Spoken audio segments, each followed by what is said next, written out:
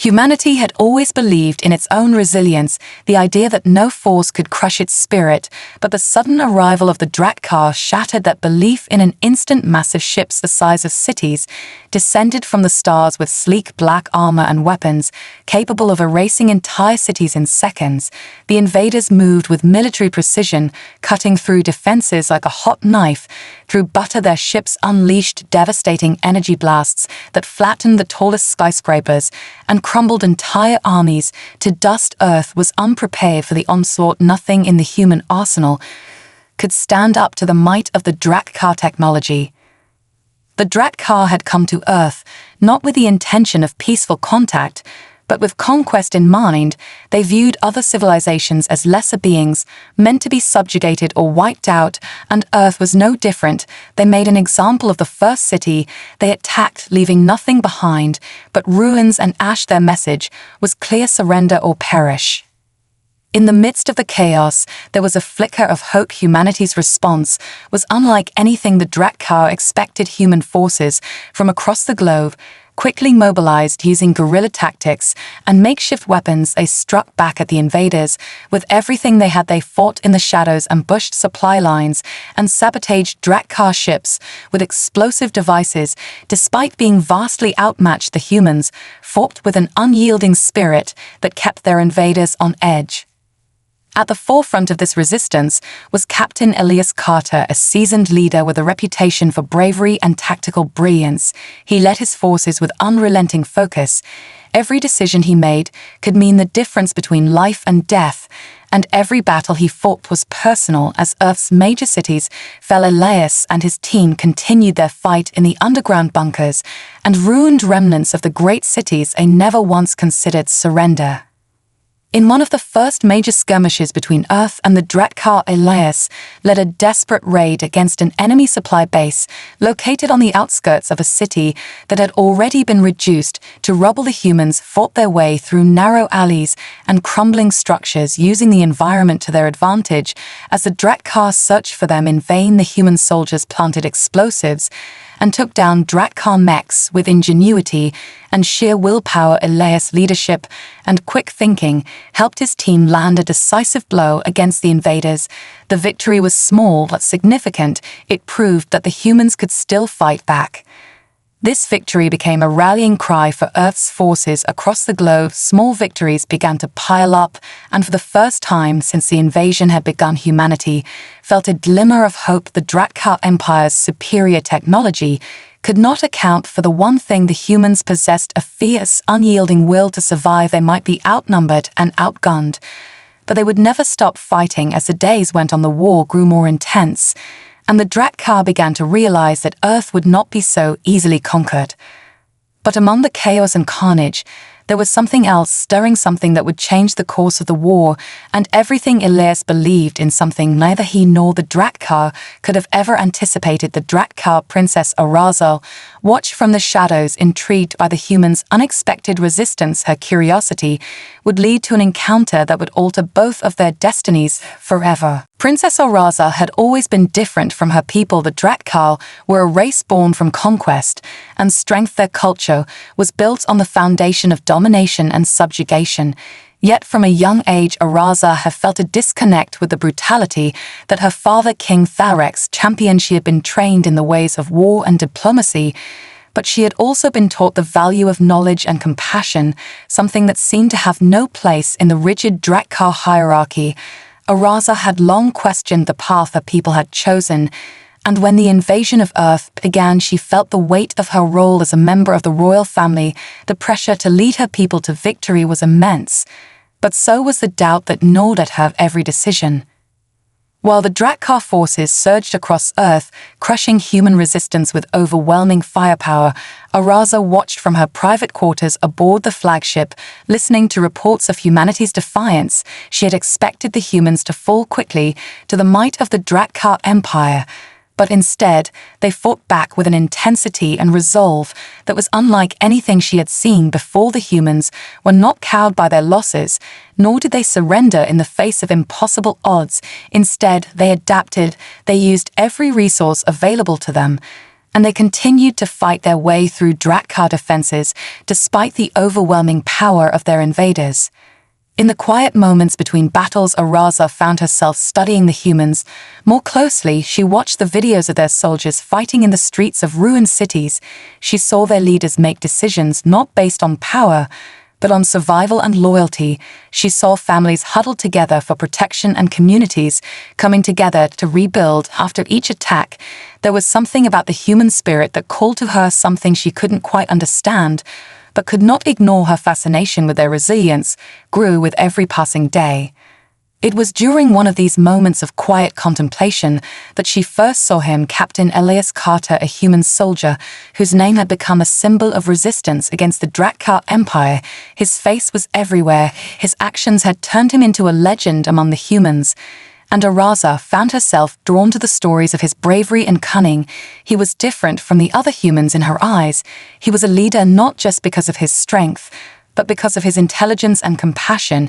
In battle, he commanded his forces with precision and calm, even in the most chaotic situations. But it was the way he spoke of his people, his belief in their right to exist and thrive, that captured her attention. Araza couldn't help but feel a deep curiosity about him. She wanted to understand what made him tick, what drove him to lead his people into battle day after day, and why he seemed so unyielding in the face of overwhelming odds. Her thoughts became consumed by him, and the more she learned, the more she realized that there was something about this human soldier that challenged everything she had been taught about her own people, about the way the Drakkar saw the universe. Despite the distance between them, the fascination that Araza felt for Elias grew. She began to seek out more information about him and his actions on the battlefield. Her growing interest in him soon became an obsession. She watched him closely from afar, never letting him know that she was paying attention to his every move. But as much as she admired him, there was also a part of her that knew their worlds were too different for anything to come of it. She was a princess bound by the expectations of her bloodline, and Elias was a human soldier fighting for his people. The gap between them seemed insurmountable, yet in the back of her mind, a question lingered, one that she could not ignore. What if things could be different? What if there was a way for their two worlds to come together? The day came when their worlds collided in a way neither of them could have predicted. The Drakkar forces had secured another major human city, and it seemed like another victory for the invaders. But the humans weren't backing down. They had struck deep into Drakkar territory, launching a surprise attack that crippled several key supply lines and damaged several of the alien warships. Araza had heard about this from her officers and was intrigued by the audacity of the humans to strike back so fiercely despite their dwindling resources and the superior technology of the Drakkar. She ordered a meeting with her top commanders to discuss the situation. But her mind kept drifting back to Elias Carter and the way his name had become a symbol of human resistance.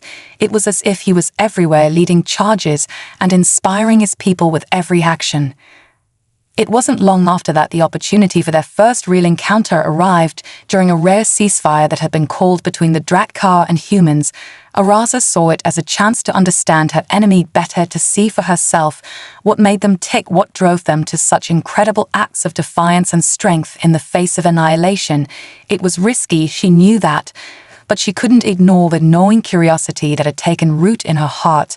So she made her way to a neutral zone where human leaders had gathered to discuss terms of a temporary truce. Disguised as a diplomatic envoy, Araza cloaked herself and slipped into the human camp. Her goal was simple: observe and learn. What she didn't expect was to come face to face with Elias Carter himself. He was standing with his back to her, speaking to another human officer when she approached, and as if the universe had conspired for them to meet, their eyes locked for a brief moment. Before he turned to face her, she could see the shock in his eyes as he registered who she was, but there was no fear, just a flicker of confusion mixed with the same curiosity. She felt her heart raced as she realized this was no longer a game of watching from the shadows, but a direct confrontation. Elias didn't speak right away. His eyes studied her, as if trying to figure out whether this was a trap or a genuine encounter. The silence between them stretched before he finally spoke, his voice steady, yet filled with caution. "What are you doing here, Princess Araza?" The words hung in the air, the tension palpable between them. But Araza didn't hesitate. She had come this far. There was no turning back now. "I came to talk," she said, simply, her voice calm, but purposeful talk about what Ilias asked, his brow furrowing in disbelief. "You're the enemy," he added quietly. But his tone wasn't filled with anger. It was more of a quiet curiosity, as if he couldn't fully reconcile the idea of speaking to a Drakar princess. Araza took a step forward, her eyes never leaving his. "I want to understand you," she said, her voice barely above a whisper.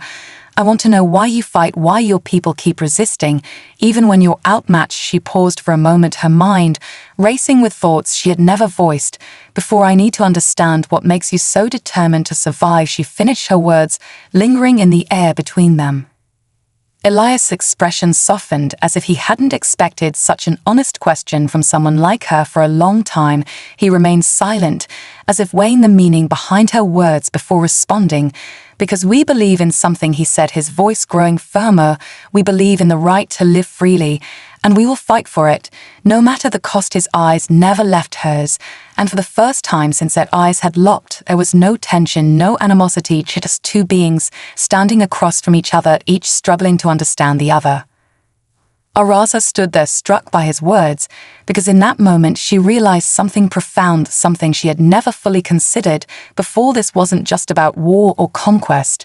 This was about freedom, something her people had taken for granted for so long, but that the humans had to fight for with everything they had.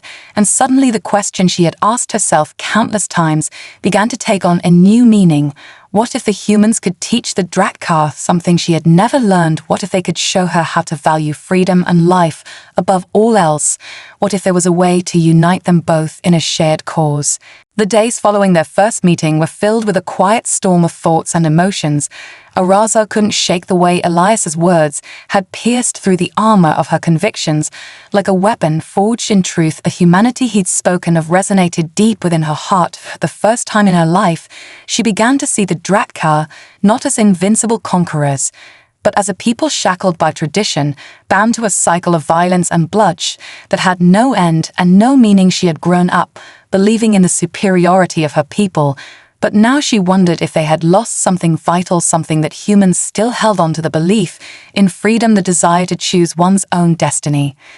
Every day Araza wrestled with these thoughts. She spent her nights in the quiet of her quarters, staring out at the stars, feeling the weight of her duty as the heir to the Drakar throne pressing down on her shoulders. But even in the silence of her solitude, her mind kept returning to Elias and the way he had looked at her with equal parts suspicion and curiosity. It was as if he too had seen something in her that he hadn't expected to find in an enemy, something that made him question everything he thought he knew about the war, the Drakar and themselves. In the midst of this internal conflict, she received a message from her father, King Tharex. The message was simple yet chilling: "Return to the capital immediately. Your presence is required." The order was clear and unavoidable. Araza knew what it meant. Her father was growing impatient with her reluctance to take a more active role in the war effort. He wanted her to prove her loyalty to the Empire and her readiness to lead, but Araza couldn't ignore the growing sense of rebellion in her soul. She had seen enough of the destruction and had felt enough of the crushing weight of her people's traditions to know that she couldn't follow her father's path without losing herself in the process. It was in this moment of doubt that the unthinkable happened. As the Drakar forces prepared for another offensive against a human stronghold, Araza decided to take matters into her own hands. In secret, she contacted Elias through an encrypted channel. Their conversations had been brief since their first meeting, but each one had revealed more about him than Araza ever expected. Elias was not just a soldier, he was a leader with a vision for a world beyond the war, beyond the bloodshed and the hatred. He wanted peace, he wanted the freedom to choose his own path as much as she did, but he didn't yet know if that path could include the Drakar. The two of them still stood on opposite sides of an insurmountable divide, but something in Araza urged her to push forward, to try. In their message exchange, Araza asked him for a meeting, a private one where they could speak freely, without the prying eyes of their respective forces. Elias agreed, but there was a heavy tension in the air. As they arranged the details, neither of them knew what the meeting would bring, but Araza knew it was her only chance to truly understand the human's will to fight, and perhaps even to test her own convictions, to see if the path she had begun to tread could lead to something different, something greater than what her father had ever envisioned. The meeting was set in a small neutral zone between human and Drek'ar, lines a place where both sides agreed not to fire, but it was clear that the moment Araza stepped into that zone, she would be taking a risk not just with her life, but with everything she had ever known. The Drek'ar would not be pleased by her choice, but the time for doubt was over. It was time to confront the future and the possibility of a different kind of world, one where alliances could be forged across enemy lines, one where freedom could be fought for together. Araza didn't know how it would end, but she knew she couldn't turn back now. The meeting between Araza and Elias took place under the cover of nightfall. The air between their two armies was tense, but there was a strange peace in the neutral zone where they stood, a place where no shots had been fired yet, but both sides knew that peace was fragile. A single spark could ignite another battle. The human forces set up a perimeter on one side of the zone, while Drek'ar patrols circled the other. Though both sides had agreed to the ceasefire, neither trusted the other entirely. Araza arrived alone, no guards, no entourage. Her heart raced with the weight of her decision. But there was no turning back now. Elias met her at the agreed location, a secluded clearing, surrounded by ruins of an old human city. His face was unreadable, but his eyes betrayed a mix of caution and curiosity. For a moment, neither of them spoke. The silence between them was thick with the weight of everything that had led to this moment. The war, the loss, the pain. The walls between their people had been built over generations, and now they were standing in front of each other, asking if there could be a way to break them down. Araza was the first to speak, breaking the silence. She had come not as a princess, but as someone searching for something more, something beyond the conquest and bloodshed that had defined her life. She looked into Elias' eyes and said simply, "We need to find a way to end this war. We need to understand each other before it consumes us both." Elias stood still, his expression hard to read, but there was a flicker of something in his eyes, something close to hope, mixed with disbelief. "You know that asking for peace from us might cost you everything, right?" he said, his voice low and steady. Araza nodded. She knew the risks better than anyone. If her people found out about this meeting, she would be branded a traitor, and if the humans learned of her royal blood, they would never trust her. But she didn't care anymore. She was done with the lies, the game of power and dominance that had shaped her life for so long. What she wanted now was something more than just survival. She wanted a future, something real for both their peoples. "I am not asking for peace because it is easy," Araza said, her voice steady but filled with conviction. "I am asking for peace because I believe we both have a chance to change the future before we destroy everything." Elias looked at her, his mind clearly working through her words. He wasn't sure if he could believe her, but the sincerity in her eyes made him pause. There was something about her that didn't fit the image of the cold, calculating enemy princess he had been taught to despise and fear. Maybe it was the way she spoke about freedom, or the fact that she was standing here in front of him, risking her life for something she couldn't be sure of. Maybe it was just the raw honesty of her words that made him question everything he thought he knew about the Drek'ar. But in that moment, Elias knew that the meeting wasn't just about a ceasefire or a temporary truce. It was about something far greater than that. "I want to believe you, Araza," he said, his voice softer than before, "but I don't know if we can trust each other, not after everything that's happened." His words hung in the air between them. Neither of them knew what the next step would be, or if they could even make peace in the midst of such destruction. But one thing was certain: they couldn't keep fighting forever. They were both running out of options. The war had already cost too much, and yet it felt like the real battle was just beginning. Araza took a deep breath. "I'm not asking you to trust me yet," she said softly. "I'm asking you to consider the possibility that there's another way, a way where we can both fight for our people, but not against each other." Elias stayed silent for a moment, and then he nodded, not in agreement, but in acknowledgement of the possibility that maybe, just maybe, they could find a way out of the war together. In the days following their meeting, Araza and Elias both returned to their respective forces, but the conversation they had shared lingered in their minds like a spark that refused to die out. They both knew that the path they were contemplating was fraught with danger. Neither side would accept peace easily, but the seeds of doubt had been planted in both of them. For Araza, it was the first time she had truly questioned everything she had been taught about her people's superiority, about the way they viewed the universe as something to be conquered and controlled. She had grown up with the belief that the Drakar were destined to rule the galaxy and that anyone who stood in their way was a lesser being. But Elias had shown her that there was another way to live, another way to see the world, not as a place to dominate, but as a place to coexist.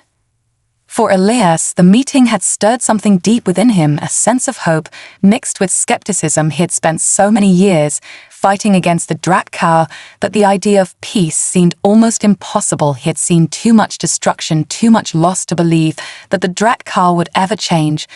But there was something about Araza that made him question that belief.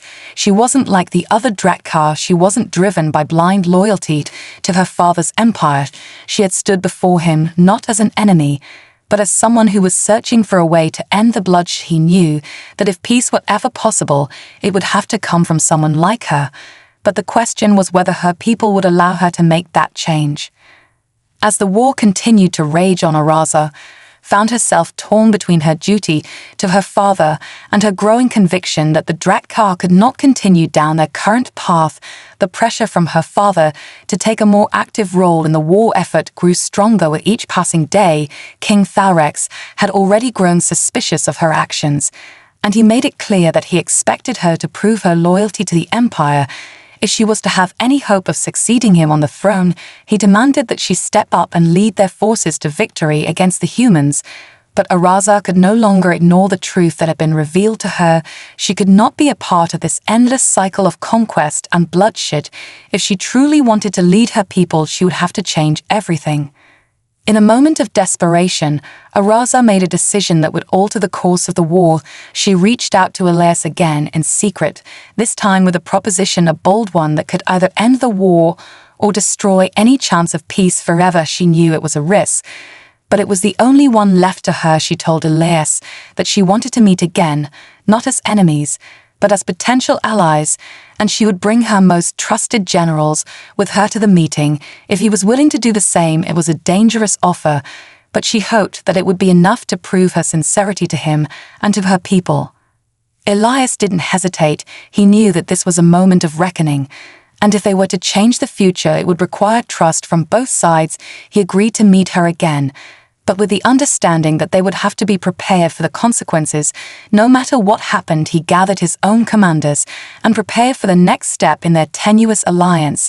But there was a dark undercurrent of fear running through him. The Drakar might not be as willing to negotiate as Araza believed, and if they saw her as a traitor, there was no telling how they would react. The time for talk was running out. The Drakar king had already issued orders to strike a decisive blow against the humans before they could regroup and launch another counterattack. Araza knew that if she didn't act quickly, there would be no turning back, and the war would continue to escalate with even greater devastation for both sides. She could no longer wait for the perfect moment. There was no such thing anymore. The only choice left was to take the risk, to stand up to her father and defy the expectations of her people. And as she prepared to meet Elias, once more she understood that the future of the galaxy was in their hands now, and there was no going back. The meeting was set to take place in a secluded region on the outskirts of the war zone, a place where both sides could meet without the immediate threat of an all-out assault. It was a location known to neither side, but it was as neutral as could be hoped for in the middle of a war. The tension surrounding the meeting was palpable. Araza's heart raced as she prepared to leave the Drakar flagship. She had already given her orders to her most trusted generals to ensure that no word of her actions reached King Thalrex or the rest of the Drakar command. If they discovered her plan, it would be the end for her and any chance of peace.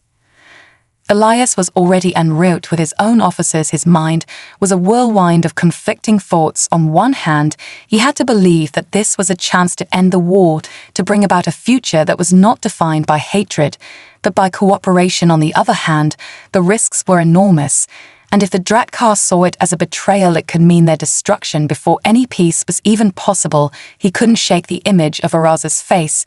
When they first met, the hesitation in her eyes, the vulnerability she had shown him, despite her royal status, it had all been a stark contrast to the ruthless Drakkar he had been taught to fight against. But could that mean she truly wanted peace?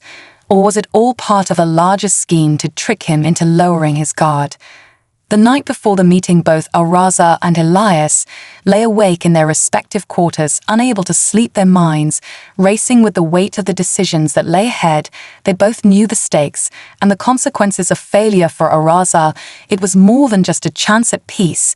It was a chance to redefine her place in the universe, to break free from the role her father had chosen for her, to bring her people into a new era, one of understanding and choice, not domination and violence. But could she convince Elias and his people that she wasn't just another Drakkar royal trying to manipulate them into surrendering their freedom and resources? The thought gnawed at her, but she knew she had no other choice. As dawn broke the following morning, both forces arrived at the meeting site under a heavy cloak of silence. The human soldiers kept their distance, their eyes scanning the area for any sign of a trap, while the Drakkar patrols remained vigilant. Though they had agreed to the ceasefire, neither side trusted the other. The spot where they would meet was in the shadow of a ruined building with a large open space in the center, surrounded by overgrown trees and collapsed structures. It was a symbol of what the war had done to the world, a reminder of the devastation caused by both sides, but it also felt like a space that might offer a chance for something new to take root. Araza was the first to arrive. She stood alone at the center of the open space, her eyes scanning the horizon for any sign of Elias. She had told him not to bring his guards, not to bring anyone who would complicate the trust they were trying to build. If peace was to have any hope, it had to begin with both sides letting down their weapons and meeting as equals. But the fear in her chest was undeniable. There was so much at stake, and no guarantee that any of it would work.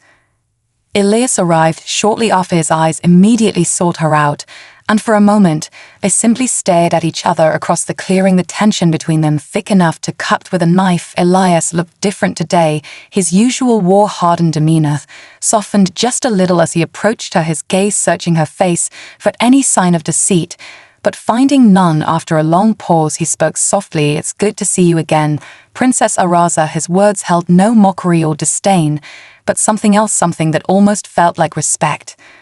Araza didn't respond immediately, her mind racing. She wasn't sure what the next step should be. All she knew was that they were on the precipice of something that could either save them both or destroy them entirely.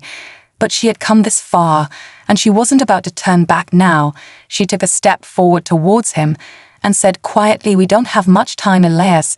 There's no guarantee that either side will accept what we're about to propose.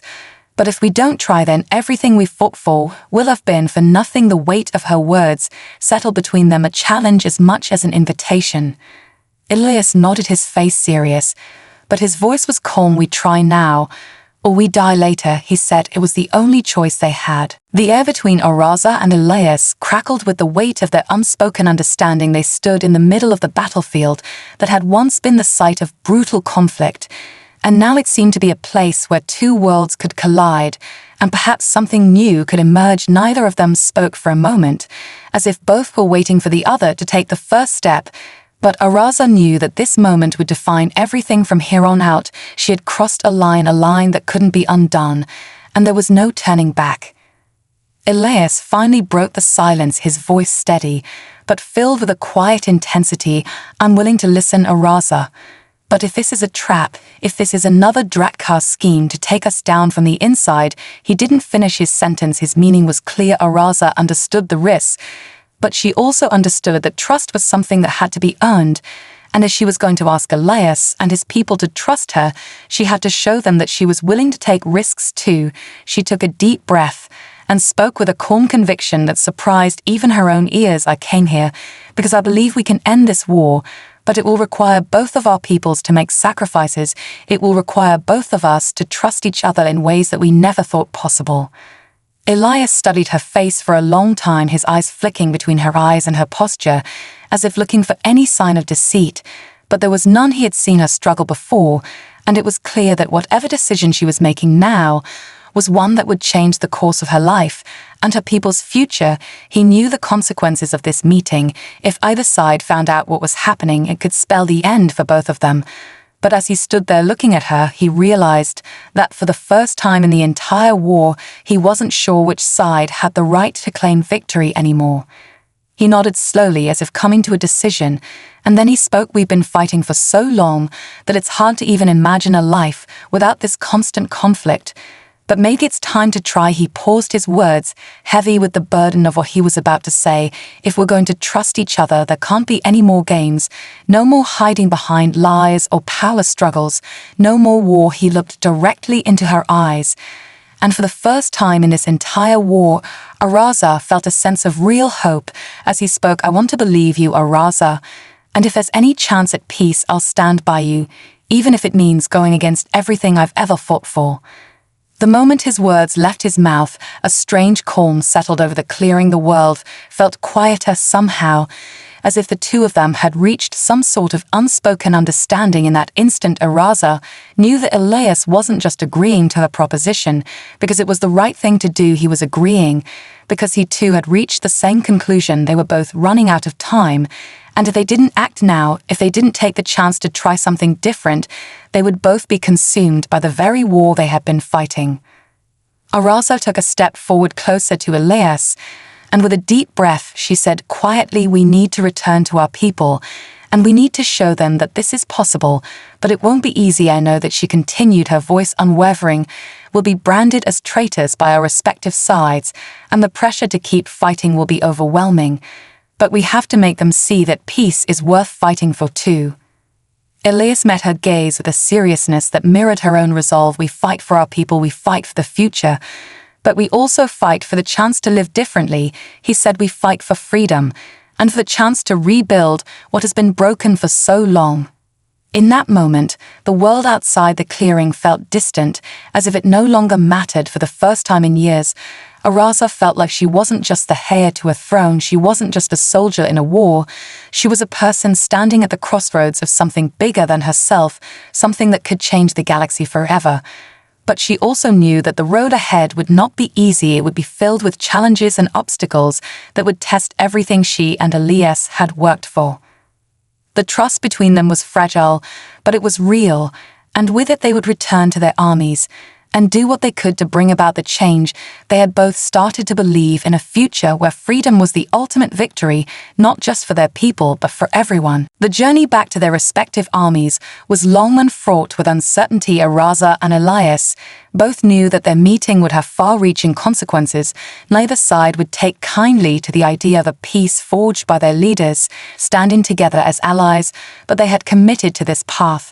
And now there was no turning back. The return to their forces felt like the beginning of a new war, one that would be fought not with weapons, but with words and actions. Both sides would need to be convinced that peace was worth the cost, and that trust was something that could be earned despite the years of hatred that had come before. As they approached their camps, the weight of the situation pressed down on both of them. Elias felt the tension in his chest rise. He knew his people well. They were not quick to forgive or forget, and even the idea of working with the Drakar would be seen as betrayal by many. He had spent his life leading them in battle, teaching them to fight and survive against a superior force. But now he was asking them to consider something that seemed almost impossible: peace. It was a hard pill to swallow, but one that had to be swallowed if they were ever to move forward. Araza was no less concerned about what lay ahead for her people. Her father, King Tharex, would not take kindly to her actions. He had already grown suspicious of her recent behavior, and if he discovered her meeting with Elias and the humans, she would be branded a traitor. Her position as heir would be forfeit, and her future as a leader would be in jeopardy. But Araza knew she could not live with the war continuing. If she stayed silent, she would be complicit in the destruction of countless lives, and that was a burden she could no longer bear. The first conversation with their armies was tense to say the least. Elias stood before his troops in full armor, his voice strong, but filled with a quiet urgency. "This is the moment we have all been waiting for," he said. "We fought long and hard, and our survival has come at a great cost. But we have a choice now. We have the chance to end this war, not with more bloodshed, but with something different. Peace." He paused, letting his words settle in the air. But he could feel the weight of their doubt, their mistrust of the Drakkar, and of him for even suggesting such a thing. But he continued, "You've all seen what the cost of this war has been. We've lost too much, we've given up too much. And we have to ask ourselves, is it worth it? If we don't try for something better, then all of this will have been for nothing. We owe it to our children and our future to take this step together." Araza faced her own people in a similar way. The hall was filled with her father's generals and advisors. The room was charged with suspicion and disdain. Her words echoed off the stone walls as she stood at the center, trying to make them see the truth. She had come to understand. "My people," Araza began, her voice steady and clear, "I stand before you not as the princess who was born into power, but as someone who sees the future we have created. We've built an empire on conquest, on domination, and we've left a trail of destruction in our wake. We've taken so much, but at what cost? How many lives have been lost in the name of our greatness? How much more blood will we spill before we realize that it is not the Drakkar who deserve to rule, but those who fight for freedom, for life, for the right to choose?" She could see the disbelief in their eyes, the quiet anger brewing beneath the surface. But she pressed on. "This war has torn both sides apart, and we must ask ourselves, is it worth it anymore? We must be willing to change and to build something better than what we've known." The tension in both camps was unbearable, but as the days passed, the seeds of doubt began to take root. Even the most hardened soldiers began to question what they had been fighting for and whether it was truly worth the devastation they had caused. Araza and Elias worked tirelessly to bridge the gap between their forces, meeting with their commanders, secretly negotiating terms, and laying the groundwork for a ceasefire. But every step forward was met with resistance from those who believed that peace was a sign of weakness.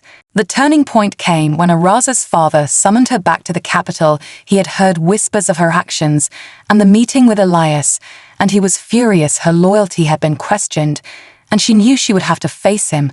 But when she stood before him, she didn't flinch. There was no fear in her heart, only the understanding that she was doing what needed to be done. "Father," she said, her voice unwavering, "I've made my decision. I cannot continue to fight in this war, not if it means more destruction and more lives lost. I believe in the future we could build together with the humans, and I will stand by that decision no matter the cost." Thalrek's eyes burned with rage, but there was something else there, something deep within him that seemed to falter for a moment. Perhaps it was the sight of his daughter standing before him so resolute, or perhaps it was the understanding that the Drakkar could not continue to dominate the galaxy without consequences. But in that moment, Araza knew that she had made the right choice, and that whatever happened next, they had done the unthinkable. They had begun to break the cycle of war and open the door to something new. The final agreement between the Drakkar and the humans came slowly, but it came, and with it came the promise of a new era, one where peace wasn't a distant dream, but a tangible reality. It was only the beginning, but it was a beginning that neither Araza nor Elias could have predicted, and it was a beginning that held the potential to change everything.